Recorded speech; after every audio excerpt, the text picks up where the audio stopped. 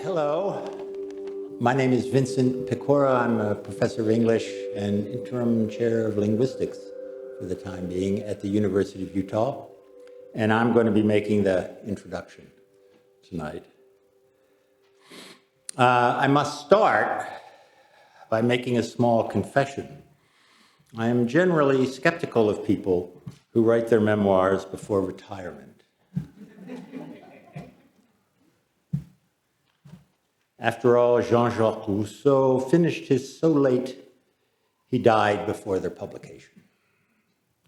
Benjamin Franklin's famous autobiography, which he had called his memoirs, and spent nearly 20 years composing, were left unfinished at his own death at the ripe old age of 84.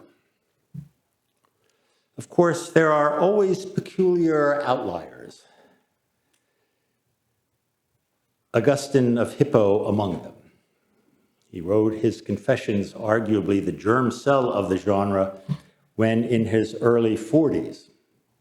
I use that word peculiar advisedly for anyone who can brazenly title his own memoir Floating in a Most Peculiar Way, after the words of David Bowie's immortal Major Tom, sitting in a tin can far above the world, certainly deserves a careful reading.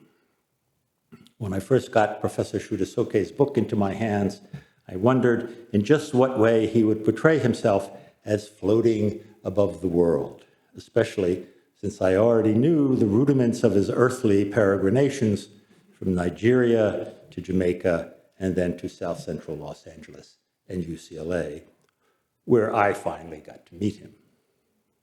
I should note that by that time I had also met his mother, whom the French would simply have called formidable, and whose eminently grounded presence was impossible to ignore. In what way, I remember thinking as I read his memoir, had Lewis been floating all this time? But soon I realized that Major Tom's wonderful self-description was, however obliquely, a key not only to Lewis's sense of his own life's journey, much of which must have seemed like that of Bowie's astronaut in a spaceship controlled by others. It was also a key to his scholarly project. In his wonderful study of Bert Williams, provocatively titled The Last Darky, the analysis works precisely because Lewis allows it to float, yes, in a peculiar way, above the most obvious fact of Williams's career as a Black entertainer in a white world, which is Williams's deliberate appropriation of the blackface makeup of prior racist white minstrelsy. The detachment from the apparent facts on the ground allows the book to perform a somersault in midair, and the book becomes a sly interrogation of what may be the most significant book of post-colonial criticism in the last century, Frantz Fanon's Black Skin, White Masks. At the risk of being a bit reductive, the question that Lewis's life of Bert Williams poses for the modern reader is not Fanon's more direct one. How can the Black man, and in Fanon, it really is exclusively a man, how can the Black man emerge from behind the white mask that he is forced to wear? The question is rather, what sort of Black mask does the world, both Black and white, male and female, want the Black man to wear once he has managed to emerge from behind that imposed white mask?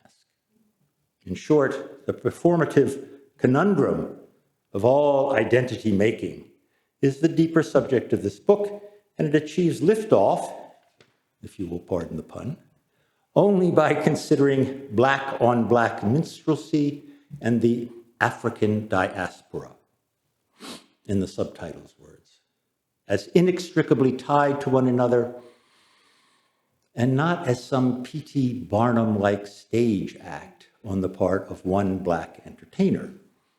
Of course, P.T. Barnum also makes his appearance here, right on cue.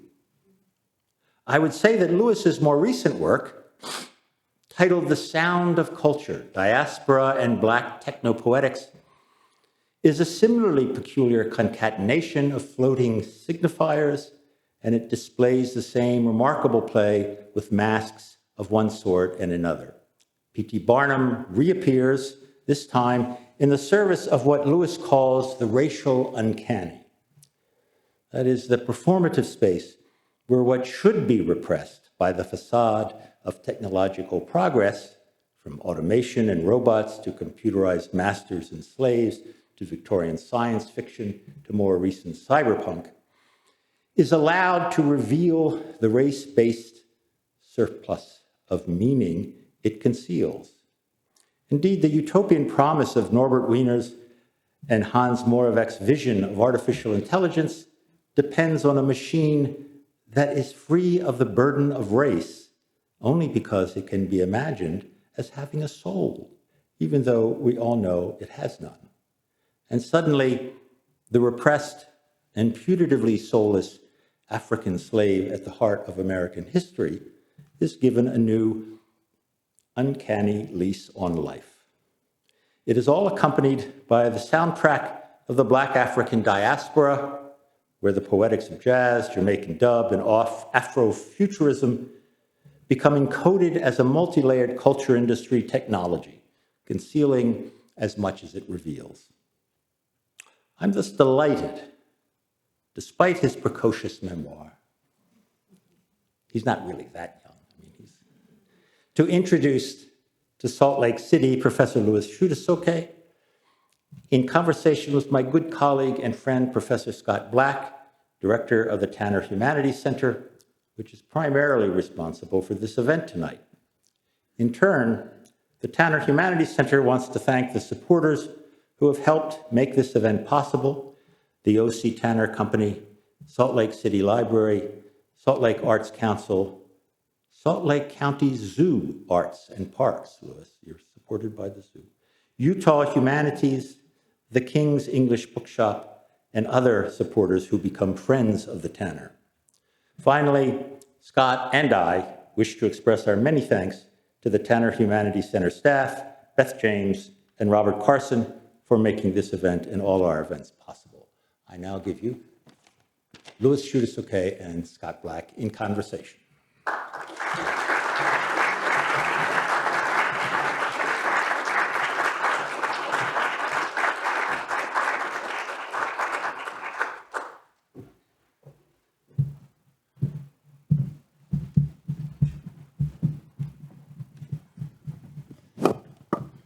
Test. Thank you folks for showing up, especially those of you who are just curious. I do want to say, sorry, I just had to thank Professor Pecora. He didn't say, but he was my dissertation advisor. And so without him, much of what I achieved would not have happened, or at least not happened in the same way. So it's a wonderful thing to be back here. Thank you. Thank you.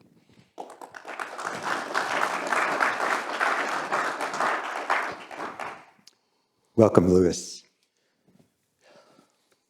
You grew up as an immigrant to the US, a Black man and the son of fascinating parents who themselves crossed a divide within diaspora culture and embodied two key features of 20th century Black history. Your mother was a Jamaican of the Windrush generation of West Indians who patriotically emigrated to the UK in the 1940s and 50s, and your father was an important Igbo leader in the Biafran Civil War, who was killed just after you were born. You were the product and the embodiment of a complex diaspora. In your memoir, Floating in a Most Peculiar Way, you raise fascinating questions about identity, race, and masculinity, but from an angle of experience that is distinct from many discussions of Black identity in America. Your West Indian perspective on African American identity also shapes your scholarly work, which Vince mentioned, your book on the wonderful, important star of the early 20th century stage, Bert Williams, and your book on the intertwined histories of race and technology, which is informed by West Indian thinkers as well as your own experience with Jamaican sound culture and dub, and your work with musicians, artists, and museums on Afrofuturism and experimental music. We have a lot to talk about. Absolutely. Your memoir is mapped across the African diaspora from Jamaica, England, and Nigeria in your parents' generation to your own life in Jamaica and America with trips back to Nigeria and Jamaica. Could you give us a broad overview to start of your fascinating family as a way to introduce your memoir? I'm thinking that it's not just the story of a Black immigrant, and those two things, Black and immigrant, are really interesting for me, not just because it's what I am, but they have very different meanings, right? And I'll get to that in a little bit. But the family history, the personal history, is the history of always being an immigrant, not just to Britain or America or white cultures or mainstream cultures. It's being an immigrant to multiple nations which have multiple types of Black people who define Blackness in very different ways. And so that's what the book is really about. You go to the UK, and Blackness is something quite distinct in the UK. You go to the United States, Blackness is something quite distinct in the United States. You go to Jamaica from Nigeria, Blackness is something quite distinct in the West Indies. But of course, each of these communities pretty much think that they define Blackness. And so that's what's fascinating for me, and also traumatic, because trying to explain to these different groups that, yes, you use the same word, and you refer to the same origins place, Africa, etc. But the meanings, the experiences, the responses, the politics, the food, the culture, it's nice to imagine them in solidarity, but that requires work. The truth is, they might be as different as, Korean and Japanese, right? Now that's something we would say, yeah, that makes sense, of course. But not to each of these groups, because they're also framed by colonialism and racism. There is this general sense that we are all in solidarity, perhaps, but we're all kind of the same vis-a-vis something else, right? My work, my personal story, as well as my scholarship, is about the fascinating and I think quite engaging fact of just how different we are from each other, culturally, intellectually, politically, and how ultimately for me, all diasporas intersect, right? And within this thing called Blackness, there are multiple intersecting pathways that are beautiful, terrifying, complicated, but the core of this is, and this was fascinating and also difficult for me, the people who inhabit each of these spaces tend to think they're the only ones there. And try to open them up to all of the different ones can be painful, but that's kind of what I've been focused on as a scholar, as an artist, but certainly as a writer. And the memoir is using my family to tell the story because I got lucky in that my mother comes from the West Indies and went to London as a part of the Windrush generation. Most African Americans don't know what the Windrush generation is. Most Africans don't, right? The Windrush generation were the first generation of Blacks from the colonial world who were invited to England to help rebuild after World War II. And they went to England because they were citizens. And so they went home.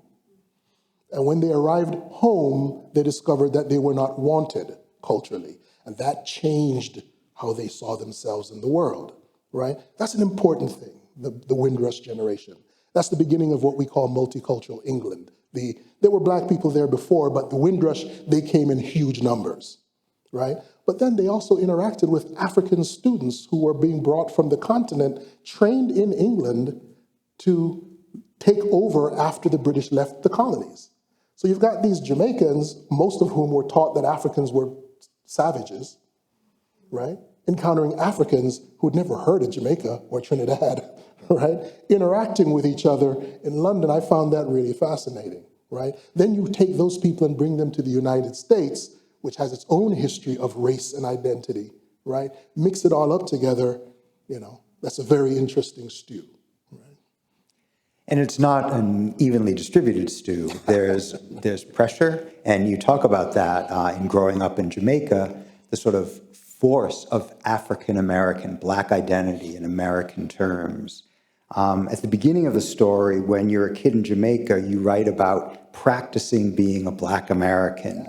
You write, we acted out American television programs, particularly the ones featuring Black Americans. My cousins and I would even practice the accents we heard on those programs at church, thereby risking eternal damnation, which would be worth it if we could spend an eternity sounding like Black Americans.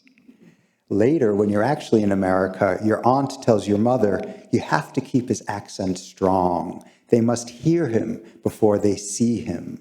The whites have to know who we, West Indians, are, so they won't treat us like them, Black Americans. Music and sound are recurrent issues across your work. And here I'm interested in how identity is shaped by accent and performance. Before I get to the accent thing, it's not unusual throughout the world to encounter young kids trying to be Black, whatever that may mean to them at any given moment, right? But growing up in the Caribbean, watching television, listening to music, right? Particularly in that period after colonization and Black power, you know, everybody wanted to be Black Americans, right? But of course, Black Americans are so sort of used to being marginalized, suppressed, and treated as second and third class citizens, they can't imagine that anywhere in the world they're being worshipped, right? So being a West Indian young Black kid, young Black man, manhood, masculinity was defined by the afros and the swagger and the vernacular and the music and the culture, right? But it's important to point this out, though. At the same time, I'm becoming a West Indian kid, and to be a West Indian kid with my peers is to pretend to be an African American, right? But that's also because to be an African in Jamaica was dangerous. We arrived in Jamaica when Jamaica, through reggae music, was really celebrating Black pride and Africa. Those of you who know anything about reggae, you know that it's Africa, Africa, Africa, Africa, Africa, particularly throughout the 60s and the 70s and the 80s. But the Africa they wanted was not the Africa we had to tell them about. We came from genocide. We came from the Biafra War, where northern Black Africans massacred millions of southern and eastern Black Africans, my people. So we got to Jamaica when Jamaica is just finally breaking away from colonial mental slavery, as Bob Marley put it, to celebrate Africa. And my mother is like, genocide, genocide.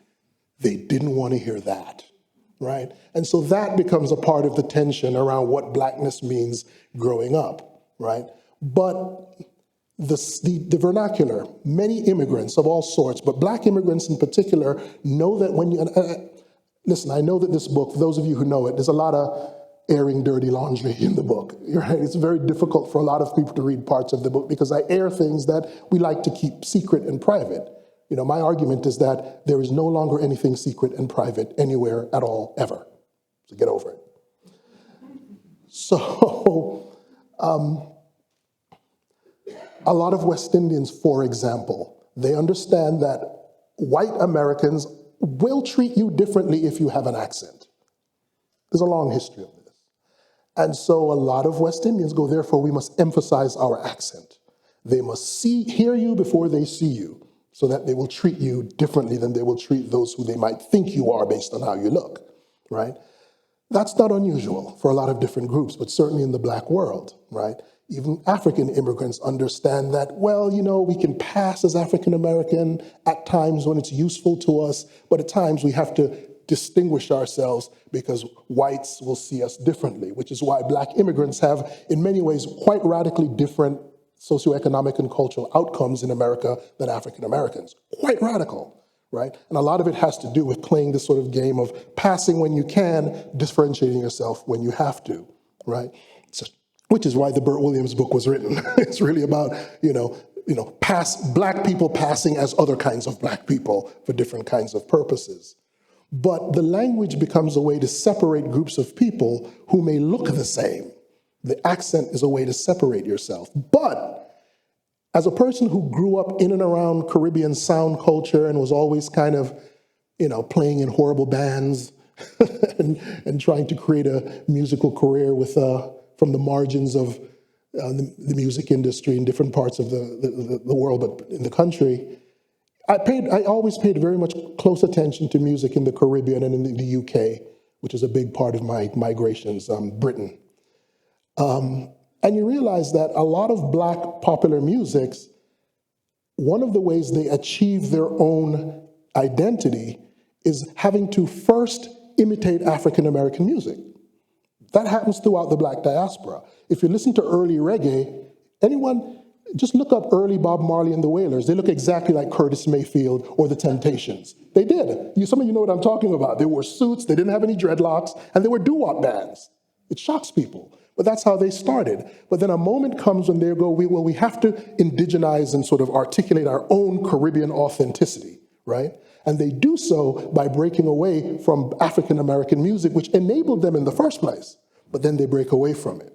And so cultural authenticity is always a thing you have to achieve through hit and miss attempts, right? It doesn't just emerge because of your spirit. Authenticity is a very sophisticated kind of performance, right? And a lot of it comes in the black diaspora through imitating African Americans. Like if you listen to what we call Afrobeats today, a lot of Afrobeats, if you pay attention to early Afro, before it was called Afrobeats, like Hip Life coming out of Ghana, etc., they all sounded like really bad versions of Public Enemy. I got some of those records and they're horrible, but I love them because they're that horrible. But at a certain point they go, well, this is solidarity, but we need to create our own thing. And the way they get to their own thing is first they imitate, right, European stuff, but then they imitate African American stuff because that's more politically connected. But then they have to break away from that and create a new dialect of their own, and suddenly authentic Jamaican music, authentic Afro beats. But that authenticity had to go through a number of steps, which is what my work tends to map out, right? And so the voice, dialect, I think of Edward Kamau Brathwaite, the great Caribbean thinker, who argued that every shift in rhythm and beats in the black diaspora is accompanied by a shift in vernacular, different uses of language. And I like to remind people, if you listen to Afro beats today, bashment dance hall, a lot of hip hop, trap music, etc. If you listen to it, if you took the singer away or the rapper away or the vocalist away, it all kind of sounds the same because they're all using the same software. They're all using Pro Tools, or they're all using Logic or Ableton. They're using the same samples, the same software, and the musical soundscape is pretty much similar. You wouldn't be able to tell the difference without. In some cases you can rhythmically, but it's when the vocalist comes in that you go, okay, that's Nigerian. Okay, that's Jamaican. Okay, this is from Atlanta, right? And a lot of that, again, it's the vernacular, it's the language. So to trace differences in the black world, rhythmically, musically, culturally, and politically as well, you have to change the differences in the voice. Kamau Brathwaite called it in a very important essay called The History of the Voice, right? And the rhythm follows the voice. The Well, rhythm follows chicken egg. the accent. The accent is certainly a part of it, right? If you want to differentiate yourself from other black diaspora places, you have to use the voice because musically we're all exchanging the same files, which is I was going to say it's a good thing, but now it sucks, right? That kind of, a lot of electronic music and pop music is becoming increasingly homogenous, but that's because of Spotify. I don't want to go there right now, but there's a lot of things going on that's turning everything into the same thing, right? And that's one of the horrible things that technology can do. It can create homogenization or radically different things. Homogenization seems to weirdly always win out, right? We're going to stay away from Spotify. Yes, stay away from Spotify. And I seriously, stay away from Spotify. Buy vinyl. Yeah. Buy local of any kind. I want to talk about masculinity, which is a really important aspect of your book. When you come to America, you've been practicing being a black man and really a black man. And one of your important influences, I think one of your early heroes in the book is your cousin Brian, who is a model of African-American identity, very masculine, very aggressive. I'd like to ask you to read that passage, if you don't mind. It's on page 130 in the book. I believe it's marked. And then just talk a little bit about what it meant growing up to actually become not just a Black American, but a Black American man. How does it begin? It's at the very bottom of 130.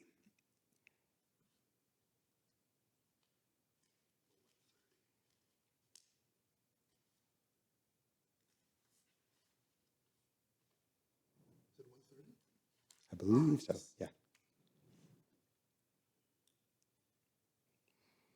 I took in every word, every shrug and gesture, and even every moment when he punctuated his points by moving the afro pick around and then patting his hair back into shape. If what he taught me could be reduced to words, it would be something like this. Gang life was his America, a small enough piece of it anyway for him not only to manage, but also control. He'd met other Black immigrant kids in that world, Belizean, Eritrean, Caribbean. Like them, he'd assimilated head on without the parry and thrust or denial and blame that the rest of us depended on. Our vacillation was the problem. In betweenness was weakness, pussy. There could never be doubt about where he stood, where he belonged, what side he was on. He aimed to be certainty itself, reality personified. You'd think this would enable stillness, a quiet coming from absolute self-knowledge. It was the opposite. It required a relentless generating of fear in others to keep them on edge and render a man's history and authenticity beyond reproach. Accent doesn't matter, racism doesn't matter, white people don't matter. Nigerian, African, Caribbean don't matter either, he said. We, our people, are stupid to hold on to those types of things. That's why people hate us. In his view, only one Black identity mattered in America, and there was no point fighting it or asking it to recognize ours because we would always be secondary to it. This was their country, their game. But as if he wanted to make sure I wasn't utterly disconsolate at his revelations, he said there was, however, a way to win. Become king was what he said, over a cassette gone squeaky at the end of the tape's run. It might have been the Gap Band or Zap featuring Roger. Maybe it was Egyptian Lover. Maybe it was Prince. I remember thinking how cool it was for someone with such masculine street cred to blast Prince, who was mocked by everyone in those days as effeminate and wannabe white. Being king required that you so master their rules that you would disappear, all traces of foreignness gone. But then you could use your mastery to rise above those who would establish the rules in the first place. This advice would stay with me throughout high school and into college, as would the fact that it came from a man on the verge of doing serious time in prison. You mentioned in relation to Cousin Brian as well that violence is a method of belonging, I believe you say. Yes.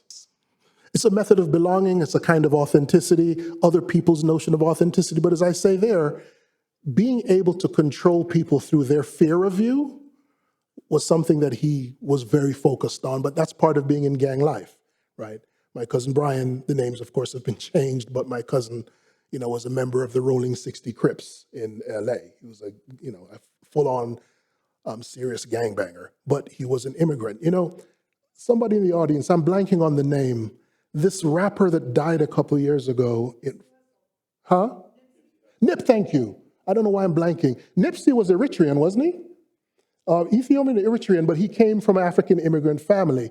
And one of the things that Cousin Brian would always talk about is so many folks in South Central LA at the time, there were Belizean kids, there were Black immigrant kids who had become gangbangers, right? And they came from the good Black immigrant families, but something about gang life and that kind of masculinity gave them a kind of power that they didn't think they had otherwise. And so when Nipsey Hussle died, I remember thinking, I wonder if people are paying attention to the fact that how he got to it historically in terms of diaspora and migration is quite different than how someone like Snoop Dogg comes to it, right? And it's a way to resolve the tension in your identity. This is full assimilation. One of the ways you resolve tension is by making sure other people are having tension. right? You resolve it by laughing. threatening them. And that's kind of the whole Brian methodology, you know. And it's also a kind of black masculinity that I learned growing up in South Central, you know. On the other side of that balance between diaspora or immigrants and black masculinity, you also had your family. I'd like to ask you to read a couple passages about diaspora. The first is on page 133.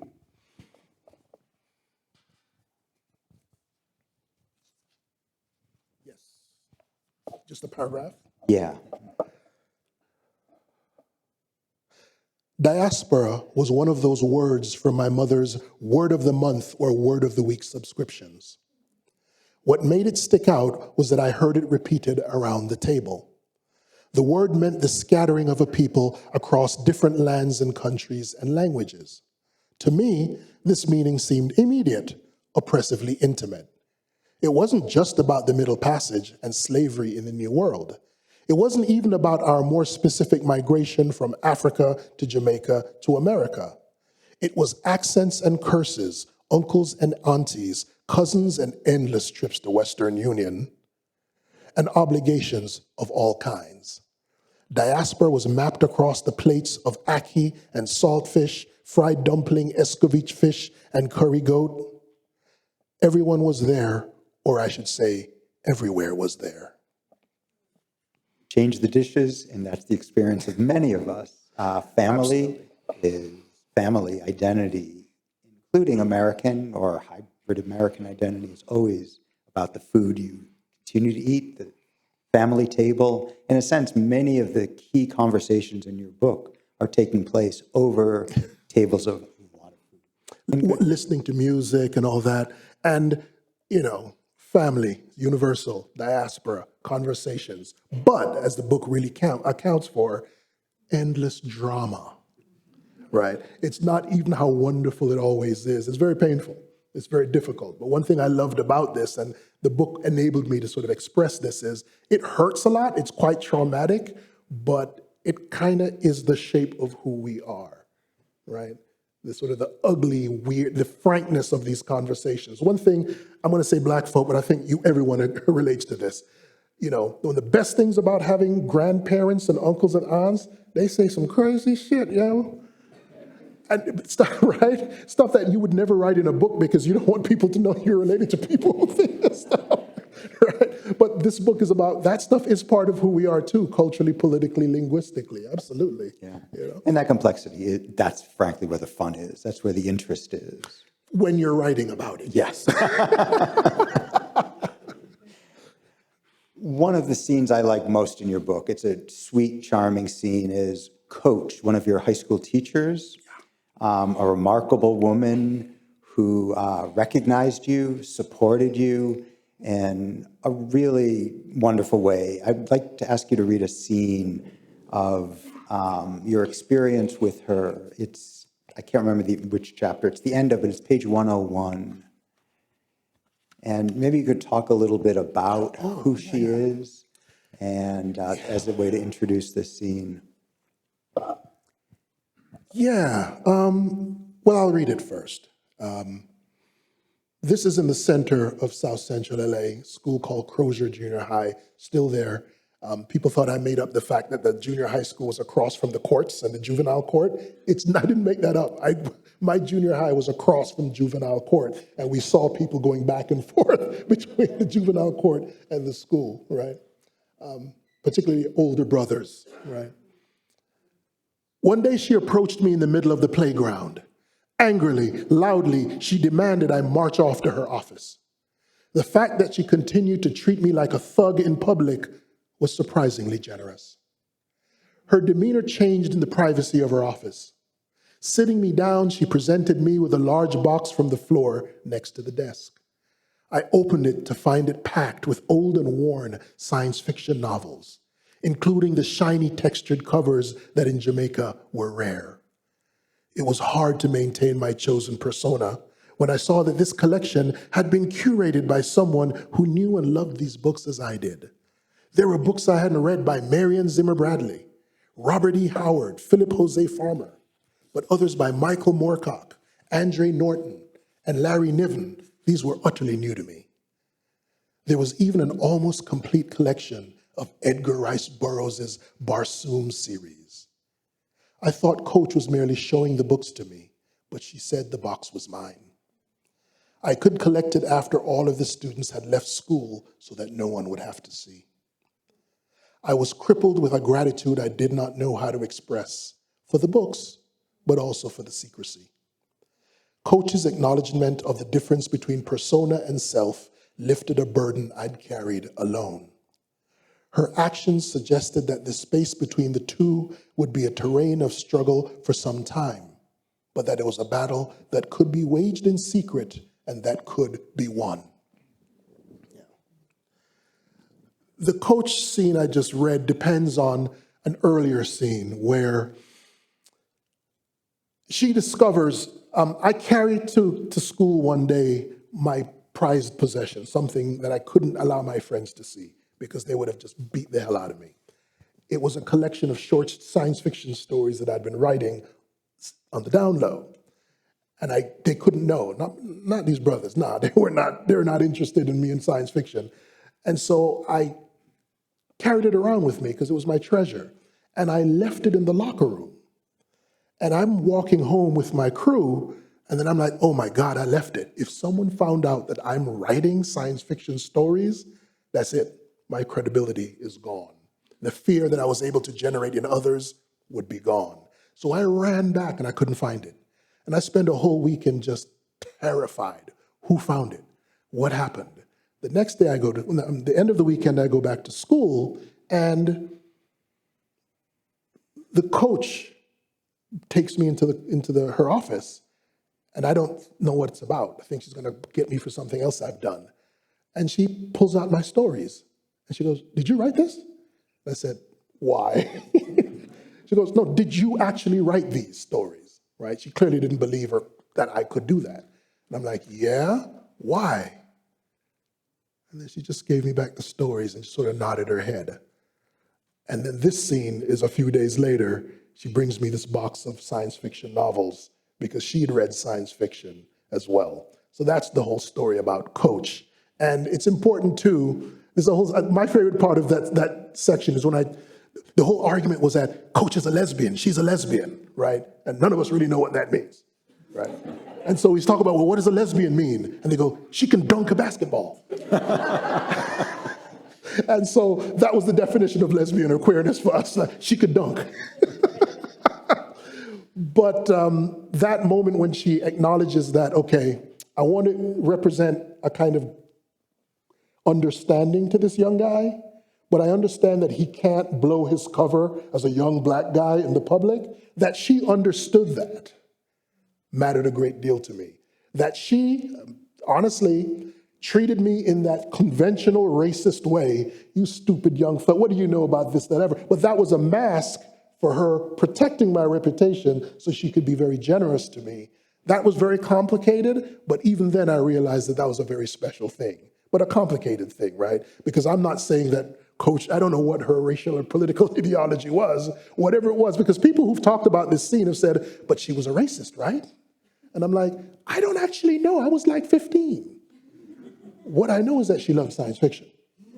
Not that that forgives it, but that for me was more important than anything else. And I wanted to capture that complexity in the book, and that's why that scene matters so much to me.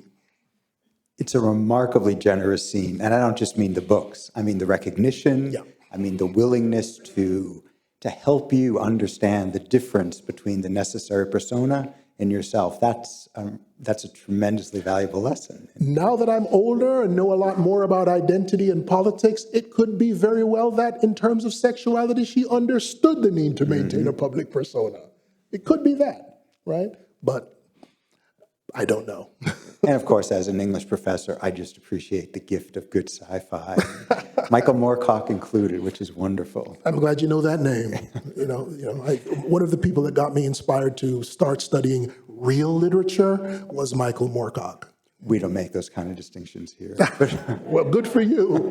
Good for you. I'd like to ask you to read one last passage. Yeah, sure. It's from the end of your book, and you're in graduate school, I believe college at this point, It's a passage on 207 that starts, "As an immigrant, I recognized exquisitely now the limitations of race in this culture." And it's the passage that leads into your professional work, your scholarship. So we'll get to that after you've read the passage. Oh, yeah. Do you mind if I read more than just that one paragraph? No, whatever you'd like. Yeah. Now that I know which section you mean. This is from a section called "The Man Who Fell to Earth." They're all Bowie titles. Every chapter comes from a Bowie song, by the way. Yeah. As an immigrant, I recognized exquisitely by now the limitations of race in the country I had grown up in. But this was a country where I'd formed the questions that had led me between and among dialects, cultures, and communities. And despite its own limitations, the academic world still seemed the best place to continue asking them. I'd never been like some of my aunts and uncles who'd counseled me and my cousins to leave the issue of race alone because it wasn't our business. As great Uncle Irving used to say, we're here to drink the milk, not fuck with the cows. I chose to fuck with the cows. My first formal experience of doing that was with my dissertation topic, which drew harsh criticism and rejection by the few African-American professors in my department and by white professors afraid to contradict them, except Vince Pecora. They were angered by my desire to study the histories and outcomes of Black immigrants in this country, particularly as they differed from those of African Americans.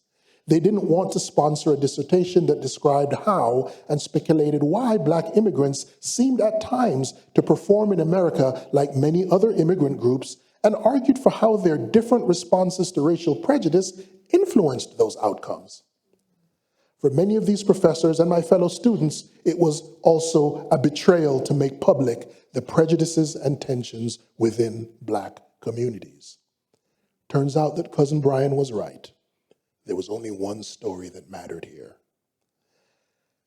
I'd assumed that there was much to learn from the spaces among multiple Black stories and about America's past and future in a world fast outgrowing this country's static racial categories, and that there was much these groups could teach one another about different approaches to racism, especially since so many Blacks from Africa and other places had been arriving in the United States in record numbers over the course of my own lifetime, and were redefining Blackness in America. But for many of my professors and peers, the topic itself was taboo. The African-American white model, the Black-white model, was sacred. To stray too far from it was alien and dangerous. I decided to go elsewhere for advisors, which was seen as an act of treason. For me, it was just like high school when I was accused of snitching on my homies who'd stolen the sports equipment. I was always selling someone out. And from there, we get into your scholarly work. Yes. And that, for me, I don't know if we'll have time to get into this in detail now, but for me, that's the really fascinating work you're doing. Bert Williams, it's worth saying, I don't know if people know this, was West Indian. Yes. So the Black-on-Black minstrelsy, the performance of being a Black American, which was hugely important culturally. He was considered the first authentic Black performer in blackface minstrelsy. It's hard to talk about, but the idea was that he was ironizing the mask. He was ironizing the racist mask that he was forced to wear to perform on stage. Yet he was performing African-American identity from a West Indian distance. Yeah, exactly. And you're fascinated in that book on Bert Williams by the one time at the end of his career where he speaks with his native accent On stage. On stage. Yeah, that was the one time he did. After getting on the verge of my PhD, focusing on African-American literature and culture, et cetera, right? It shocked me that it was while finishing my dissertation that I found out that there were Black people that wore blackface. More people know about it now, but there was a time when you think of blackface, you think, white people wearing blackface, right? Which is the dominant thing. But Bert Williams not only was a Black person wearing blackface, he broke through. He was the first Black performer to star on Broadway, right? And I did all this research on Bert Williams, and again, there's more information now, and I'm proud of being a part of getting that information public. But a lot of folks didn't talk about him because for a whole couple of generations, minstrelsy blackface was, of course, seen as a horrible, difficult, thing, still is. To talk about black people doing it was like, what?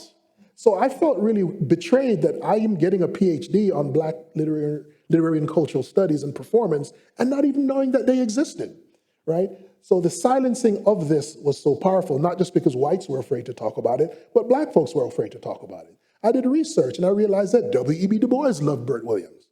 Marcus Garvey loved Bert Williams. Du Bois and Garvey didn't even love each other, right? And then to discover that he desegregated Broadway, he was in the Ziegfeld Follies, he was the first black recorded voice, not the first, but the first popular black recorded voice on the talking machine back in the early, late 19th century. He achieved so many things, but because he was black and wore blackface, that kind of erased him from a lot of things. So I decided to sort of bring it out. It was fascinating to me to then discover he was from the Bahamas. And not only was he wearing blackface, he never felt that he was African American, and he wrote about these things. Another fascinating thing, here's a blackface minstrelsy who wrote essays about being a blackface minstrel, at least a couple of them. And so I was really fascinated by his awareness of deliberately playing this racial stereotype. He was always celebrated as being the one who ennobled it and made it authentic, right? Because the white performers of blackface made them look stupid and horrible, and that was why, and is why, minstrelsy is so complicated and traumatic. Bert Williams was celebrated as the one who made it authentic. Black folks liked it, right? Many of them liked it, right? And so they celebrated Bert Williams. Then to find out that he wasn't even performing authentic, he was performing a stereotype of an African American that was created by minstrelsy that he wanted to then turn into something positive, right? And he did. That process of back and forth, and if you remember what I said a little while ago about this group imitating this group, then creating this group and this authenticity, that was all there in Bert Williams. And the moment when Bert Williams, he talks about this when he reflects on his life, his personal triumph was that one time he was able to use his Caribbean vernacular on stage. Once, because he was always expected to speak in the black minstrel vernacular. And so for me, that moment was very crucial, right? He got a different kind of black vernacular, snuck it through the mask, right? I also argue that the thing that we forget about Bert Williams and George Walker, they ran the largest black performing troupe at the time. We're talking scores of people, like 50, 60 people. The black people were the people doing the settings and the stage show and the budget and all that, all black. And that was all quite remarkable for the time. And they're touring all over the country with this huge elaborate show. The only person on stage who wore blackface was Bert Williams. This was remarkable at the time for black people to be on stage. The black people that were on stage in popular theater were white people in blackface. That was what was called black theater, not a joke. When they talk about black theater in the late 19th century, they usually meant black minstrel theater. My argument was, because Bert Williams drew so much attention for being the black person wearing the blackface, he was able to anchor this massive performance troupe in racial stereotypes, and none of the others had to wear blackface on stage. And so for me, Bert Williams snuck black people onto the American stage behind his blackface mask. Because were there no blackface mask, they would not have had access to the stage. Blackface is how most black performers, the first class of black professional performers in America, they all came through minstrel theater. From Alberta Hunter to Bessie Smith, they all came through minstrel theater. So to ignore that black people were involved in blackface and minstrelsy is to really amputate a massive chunk of American culture and theater. Yeah. I'm really glad we got to Bert Williams. He's extraordinarily important. And Walker and Williams authored numerous Broadway plays, extremely popular at the time. This is at the core of American theater, not just black American theater. Absolutely. Well, American theater, absolutely. I mean, they even had the first, like in Abyssinia, right? The first time you've got black people on stage imitating African people, right? That's pretty remarkable. People just thought, oh, it's just blackface, whatever. It's like, yo, it's black people pretending to be Africans set in Ethiopia and Abyssinia in the late 1901 and 1902. That's amazing. So the history might say, oh, it's just blackface theater. Pay attention to what's actually going on. Is it blackface if it's a bunch of black people set in Ethiopia and Haiti in the late 19th, early 20th century? That's pretty remarkable, you know? And let me just get one little kvetch out. I'm mad at Google and the internet for suppressing the cover of that book to this day. That book has not been a book that's ignored, but in the last 10 years, they refuse to show the cover of the book when you look it up online, unless you go to Amazon. It's because he's in blackface on the cover, right? And so there's a great deal of sensitivity about it, but that irks me to no end because the point is to sort of deal with how he dealt with it and how he ennobled it in a very powerful way. So I'm not blaming you, you're not Google, but I'm just letting you know that that bothers me, that the sensitivity, it wasn't that way 10 years ago. Right? It really, after the George Floyd and that you know, brutal stretch in American public culture, at that point, books that a title like The Last Darky and whatever, which were about dealing with this in a different way, in a peculiar way, they've been quasi-censoring or shadow banning a lot of it, and that annoys me because, you know, it was hard enough to tell the story that had been erased. Right? And I don't want it to be erased again. Yeah. And all of your work deals with that kind of complexity. Yeah. It deals with the necessity of mask, the ironization of the mask, the way people negotiate the mask in order to say what they need to say. Exactly. That's important work. I do want to give people a chance to ask questions, but I want to end with one final reflection for you. Our first event at the Tanner Humanities Center this year was another talk by an academic who wrote a memoir. And I'm really interested in your decision to move from scholarly work to telling your own story, really, I believe, as a way to continue the work you're doing as a scholar, your explorations of the complexities of diaspora, the tensions within identity, all of these things. Now that I've read your memoir, I realize your work is growing out of your own experience. But for the rest of the people, or for people coming to your book, just the public reading your book, this is their exposure to really your lifetime of work as a scholar. So could you just talk about the shift in writing and the choices you made to write a memoir? Yeah, I'm not sure it's necessarily a shift.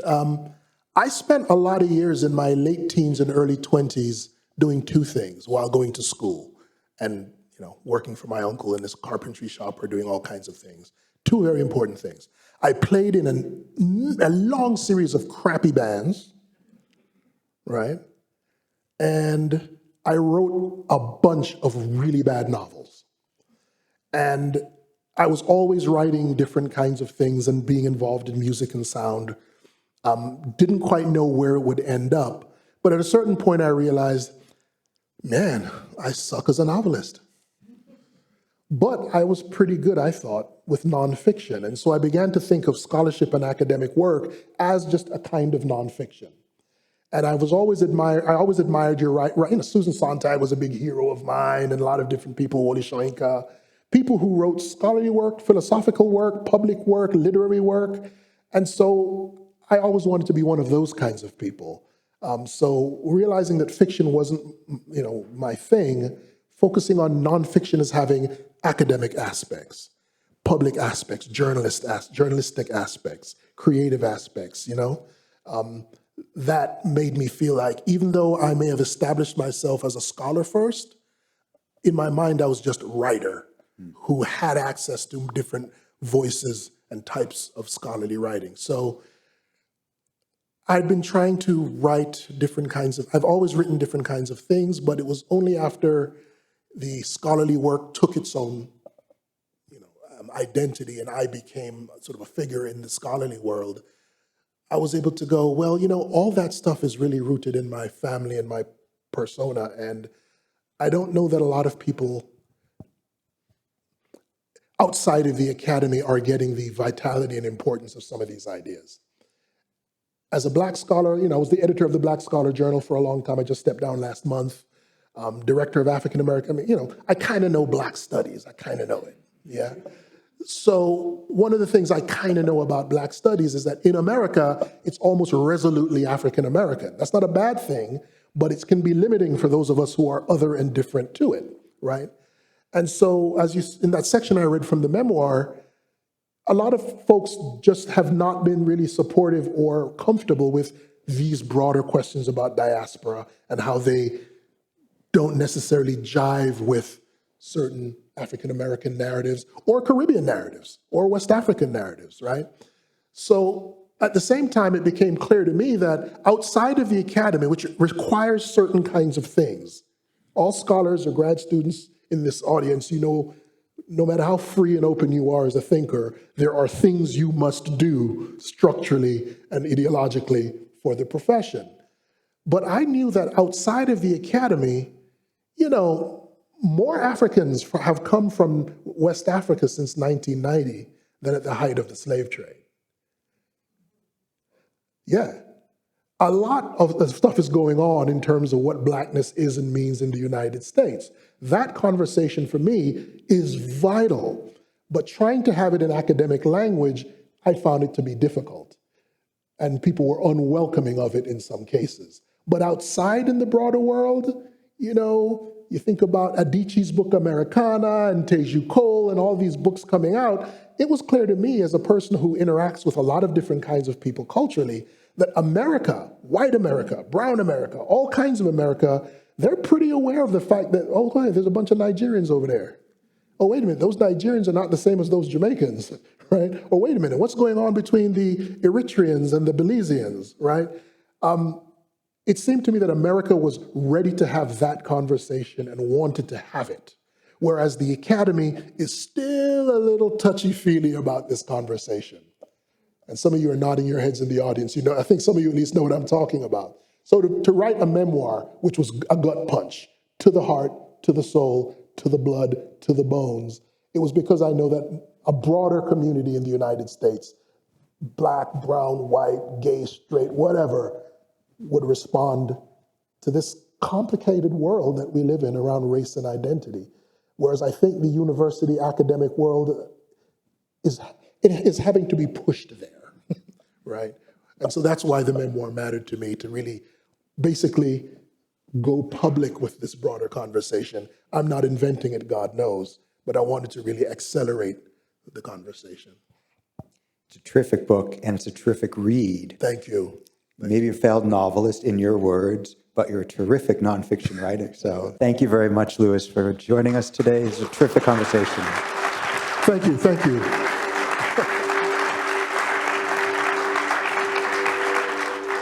Thank you, guys.